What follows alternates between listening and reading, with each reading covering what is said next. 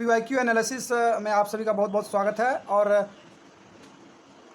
आप इस सीरीज़ में, जैसा कि आप जान रहे हैं कि इस सीरीज़ को ग्रामीण भारत यूट्यूब चैनल अभिषेक कुमार के द्वारा इसको स्टार्ट किया गया, पीवाईक्यू एनालिसिस क्लास 12 मैथमेटिक्स। तो और इस संदर्भ में मैंने बहुत सारे वीडियोज़ ऑलरेडी अपलोडेड किए हैं हमारे चैनल में, और प्लेलिस्ट में ऑलरेडी वो एग्जिस्ट भी कर रहा है। और चाहे तो उस वीडियो का फ़ायदा आप ले सकते हैं। बोर्ड एग्जामिनेशन से पहले इस वीडियो को आप जरूर देखें, ताकि आपका कंसेप्ट और सोचने का तरीका थोड़ा इन्हांस होगा, ताकि वहाँ आप एक बेटर परफॉर्मेंस कर पाए और अपना डिजायरेबल मार्क्स को अचीव कर पाए। और उसी संदर्भ में एक छोटा सा प्रयास ग्रामीण भारत अभिषेक कुमार की तरफ से किया गया है। तो इसी संदर्भ में एक क्वेश्चन 3D का है, जैसा कि आपको स्क्रीन पर अभी दिख रहा होगा। Coordinate of the foot of perpendicular drawn from the point -2, 8, 7 on the XY plane निकालना है आपको। ये ऑब्जेक्टिव एमसीक्यू क्वेश्चन 2020 में ऑलरेडी पूछा गया। और इस तरह के क्वेश्चन काफ़ी फ्रिक्वेंटली आपके CBSE बोर्ड एग्जामिनेशन में पूछे जाते हैं या पूछे जा सकते हैं। और इस पर आपको with in the second answer होना चाहिए, क्योंकि ये MCQ क्वेश्चन है।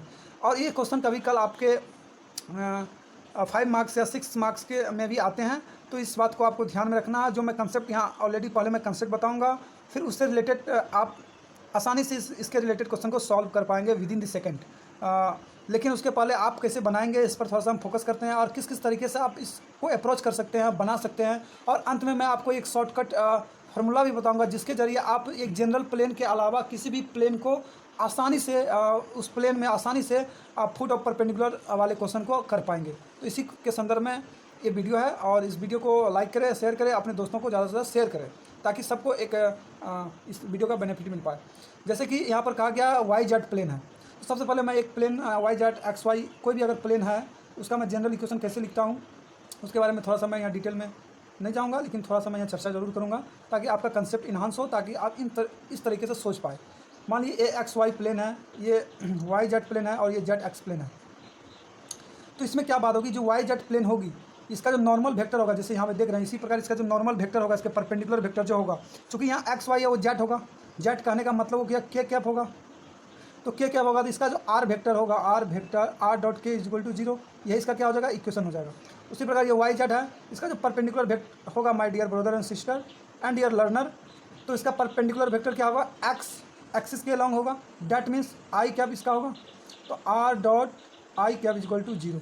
फिर उसी प्रकार यहाँ ZX है, ये किसके परपेंडिकुलर है, Y एक्सिस के परपेंडिकुलर होगा। That means R dot J cap is equal to 0। तो ये बातें आपको पहले से आनी चाहिए। अगर आप 3D चैप्टर को अच्छे से पढ़े हैं तो ये चीज़ें आपको आ रही होगी, और इसको आपको कार्टेशियन फॉर्म में कैसे कन्वर्ट करना है ये भी आपको आ रही होगी। आई होप थोड़ा सा मैं यहाँ डिस्कस कर रहा हूँ। जैसे कि यहाँ R वेक्टर का मतलब आपका ये हो गया, ये X I cap plus Y J cap plus K Z K cap के फॉर्म में है। और इसके बाद K से जैसे ही आप इसको डॉट लेंगे तो K से तो यहाँ 0 हो जाएगा, यहाँ भी 0 हो जाएगा, लेकिन यहाँ पर K डॉट K 0 नहीं होगा, सिर्फ आपका यही चीज़ बचेगी। तो Z इज इक्वल टू क्या हो जाएगा आपका 0। यही आपका क्या हो जाएगा, Z इज इक्वल टू 0। इस इक्वेशन का कार्टेशियन इक्वेशन हो जाएगा। आप इसे और भी एक सुंदर ढंग से आप ऐसे लिख सकते हैं, 0 into x plus 0 into y plus Z is equal to 0।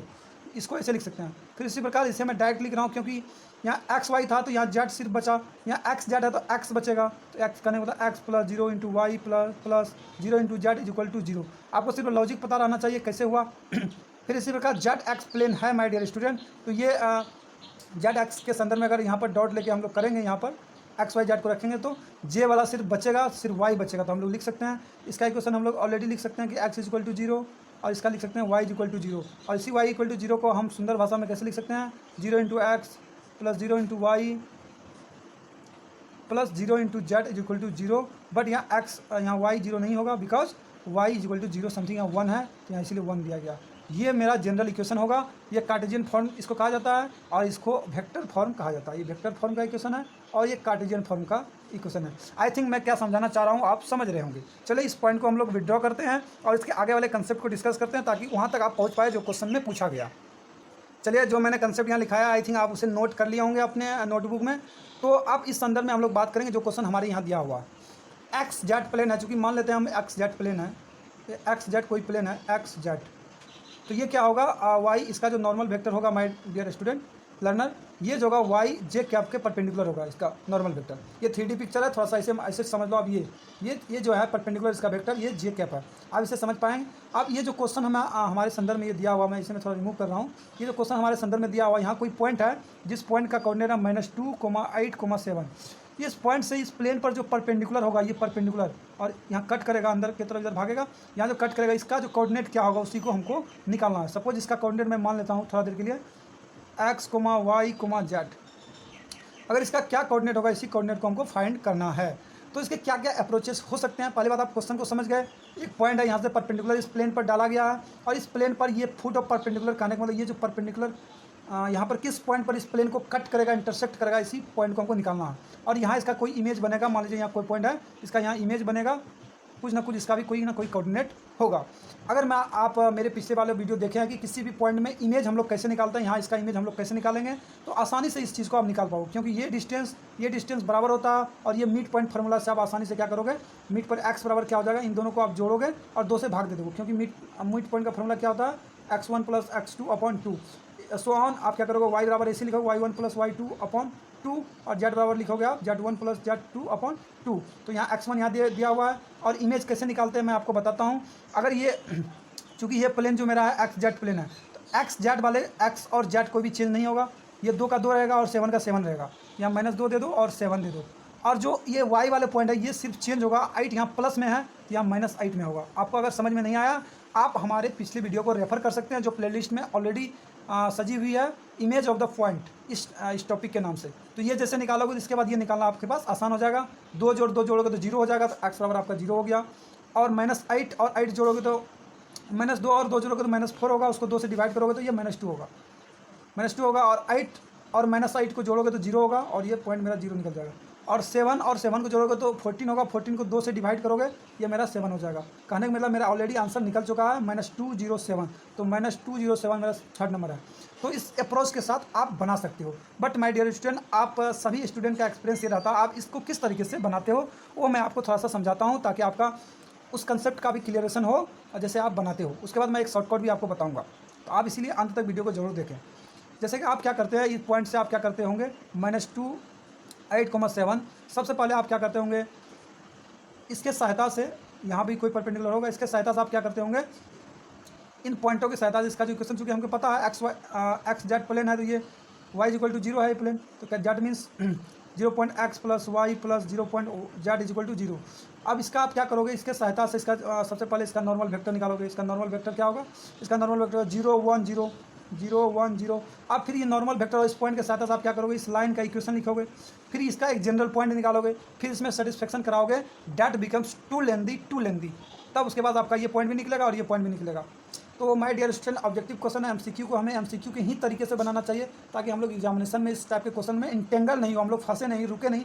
और आप जानते हैं एग्जामिनेशन में 1-1 सेकंड मायने रखता है। अगर आप 1 सेकंड किसी ज़्यादा क्वेश्चन में इंटरेप्ट हो जाते हैं, तो वो तो उस सवाल का टाइम को किल करता ही है, वो आगे आने वाले सवाल जो आप बना सकते हैं उसको भी किल कर देता है। इसलिए हमें सिंपलेस्ट मेथड पर ही वर्क करना चाहिए। अभी जो मैं आपके सामने ये प्रस्तुत करने जा रहा हूँ, जो फार्मूला को, उससे आप आसानी से इस टाइप के फुट ऑफ परपेंडिकुलर वाले क्वेश्चन बना सकते हैं।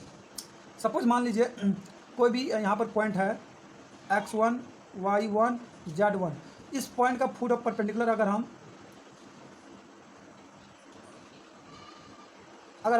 XY प्लेन में लेंगे, तो माय डियर स्टूडेंट ध्यान रखना, ये जो परपेंडिकुलर पॉइंट आएगा, मैं यहाँ लिख रहा हूँ, ये जो तीनों कोऑर्डिनेट्स का होंगे, सिर्फ जिस XY प्लेन है तो XY वाले पॉइंट होंगे और बाकी पॉइंट 0 हो जाएंगे। तो XY सिर्फ रहेंगे, तो x1, y1 को अपन को रखना है, और यहाँ पर XY प्लेन है तो z वाले 0 हो जाएंगे, तो z वाले अपन को 0 देना। ये आपका यहाँ आंसर हो जाएगा।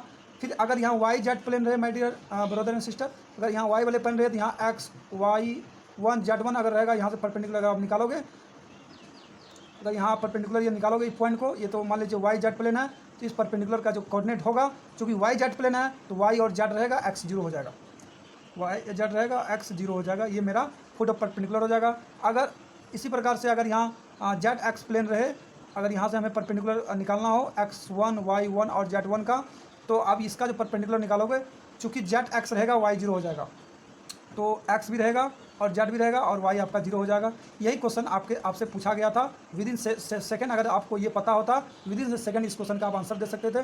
देखिए चूंकि यहाँ पर एक्स जेड प्लेन है तो एक्स जेड प्लेन है तो एक्स भी रहेगा और जेड भी रहेगा, वाई 0 हो जाएगा। बीच में देखो वाई कहाँ 0 है, एक ही ऑप्शन में आपका वाई 0 है यहाँ पर, तो ये आपका आंसर हो जाता। तो आप ऐसे राइट टिक कर सकते तो विद इन द सेकेंड आप इस कंसेप्ट को जानते। इसलिए माय डियर लर्नर, इस कंसेप्ट को आप नोट डाउन करो। फुट ऑफ परपेंडिकुलर क्या होता है, इसी संदर्भ में मैंने इमेज कैसे निकाला जाता है वो पहले मैं डिस्कस कर चुका हूँ शॉर्टकट में। और उसके अलावा मैं और एक चीज़ आपसे डिस्कस करना चाहता हूँ, मैं आपको फार्मूला के रूप में लिखाना चाहता हूँ कि अगर कोई भी ये प्लेन यहाँ पर रहे, कोई भी प्लेन रहे, वो तो मान लीजिए आप एक्स वाई प्लेन रहे, वाई जेड प्लेन रहे, वो रहे, या जनरल कोई भी प्लेन रहे जिसका इक्वेशन हम लोग को पता है A X plus B Y plus C Z equal plus D equal to 0। अगर ऐसा कोई प्लेन रहे, यहाँ पर का जो परपेंडिकुलर कोऑर्डिनेट होगा, मान लीजिए यहाँ x comma y comma z होगा, और यहाँ जो पॉइंट जिस पॉइंट का हमको कोऑर्डिनेट निकालना है x1 है, y1 है और z1 है, इसका अगर परपेंडिकुलर आपको चाहिए तो मैं आपको ये जो ABC है, चूँकि ये नॉर्मल वेक्टर है माय डियर स्टूडेंट, ABC जो है नॉर्मल वेक्टर है किसका, प्लेन का, ये प्लेन है आपका। तो इस प्रकार से अगर ऐसा जनरल कोई प्लेन है तो इसका जो फार्मूला होगा आपका XYZ का कोऑर्डिनेट का निकालने का, फुट ऑफ परपेंडिकुलर का आप लिख लो। फुट ऑफ परपेंडिकुलर का जो फार्मूला होगा, coordinate of foot of perpendicular यहाँ लिख लो, coordinate of foot of perpendicular, ये निकाला जाएगा x minus x1 upon a बराबर y माइनस y और अपॉन b बराबर z1 minus z1 upon c is equal to minus a x1 plus b y1 plus c z1 plus d upon a square plus b square plus c square. और इस formula से आप किसी भी plane के foot of perpendicular आप निकाल सकते हैं। इस टाइप के चीज़ें आपके टेक्स्ट बुक के हिसाब से या आपके किसी भी रेफरेंस बुक में ये चीज़ नहीं दी होगी, ये एनालिसिस। आई थिंक आपको ये बहुत हेल्प करेगा और आगे आने वाले एग्जाम में इस टॉपिक में अगर क्वेश्चन पूछे जाते हैं तो आप एक अच्छा स्कोर करोगे। और इसी शुभकामनाएं के साथ all the best for your coming examination. और ग्रामीण भारत यूट्यूब चैनल से जुड़े रहने के लिए थैंक यू वेरी मच। और अपने ज़्यादा से ज़्यादा दोस्तों को शेयर कीजिए, लाइक कीजिए, शेयर कीजिए। अगर नए व्यूअर इस चैनल को सब्सक्राइब भी कीजिए। Thank you very much.